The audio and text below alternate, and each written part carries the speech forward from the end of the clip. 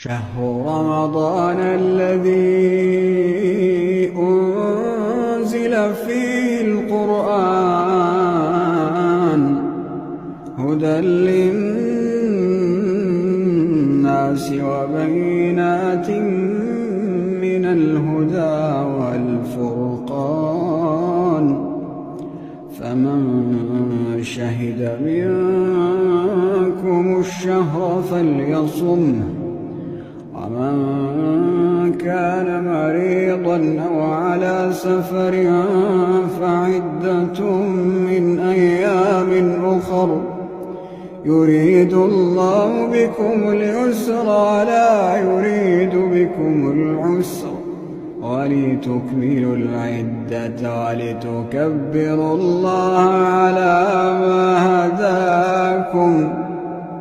ولعلكم